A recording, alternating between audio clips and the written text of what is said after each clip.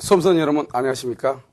저는 상상에듀에서 주택관리사 민법을 강의하게 될 박기인이라고 합니다. 수험생 여러분과 만나서 반갑고요. 앞으로 이제 여러분들이 합격하실 때까지 1년간 민법을 책임을 지도록 하겠습니다.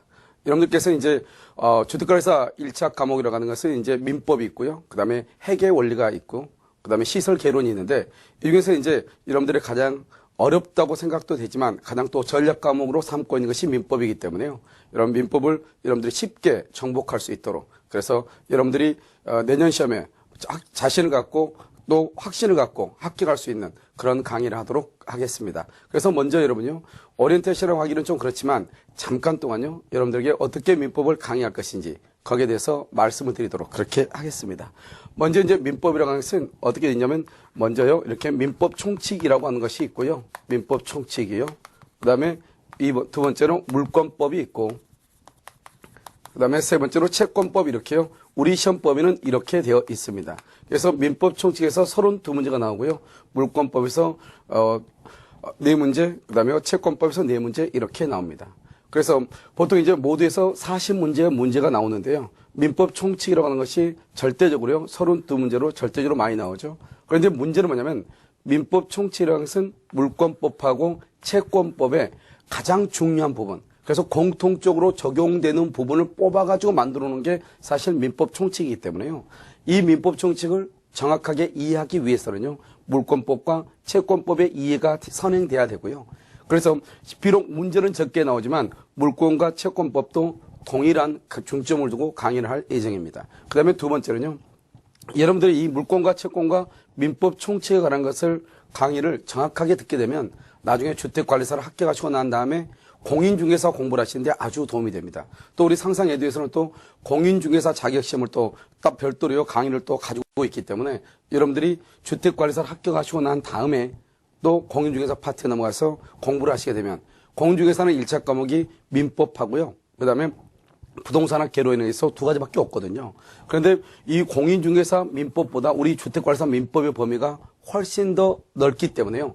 여러분들이 주택관리사 민법을 잘 정리하시면 일단 공인중개사 1차 과목에서 한 과목을 우리가 이미 공부를 선행하게 되는 것이죠. 그래서 부동산학 개론만 공부하면 쉽게요, 공인중개사를 또 합격할 수 있는, 그래서 과목이 완벽하게 겹치는, 그래서 이 오버랩되는 이 민법을 여러분들이 잘 정리하시는 것이 아주 중요합니다.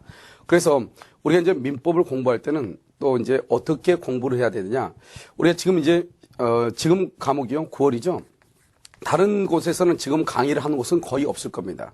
그래서 9월 말쯤이 돼야지 이제 강의가 시작되는데, 우리 상상에듀에서는 여러분들에게요, 먼저요, 선 오픈해서 이렇게 주택관리사 민법뿐만 아니라 학개론, 그다음에 회계 원리를 이렇게 선 오픈을 해서 여러분들이 조금이라도 빨리 이렇게 학습에 접하도록, 그래서 여러분들이 앞으로 내년 7월에 또 강의를 시험을 볼 때 합격하는데 문제점이 없도록 이렇게 먼저 오픈하게 됐단 말이죠.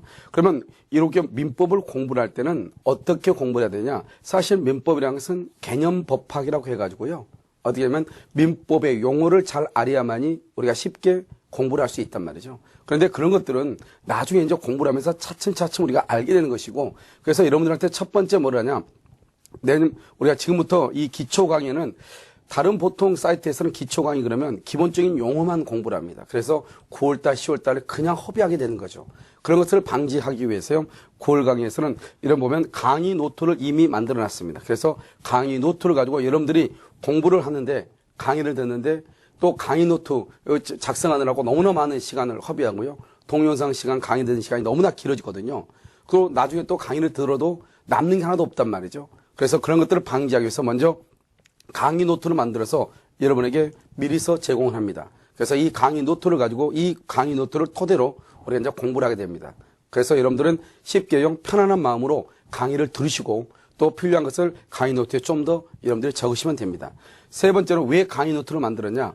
민법이라고 하는 것을 공부를 하기 위해서는 어떻게 되냐? 추상적인 용어들로 많이 쓰여 있는 이것들을 우리가 하나의 마치 건축가가 건축을 짓듯이, 그러면 건축을 짓게 되면 처음부터요, 외벽을 짓고 그다음에 안에 디테일하게 내부 또 인테리어 하게 되잖아요.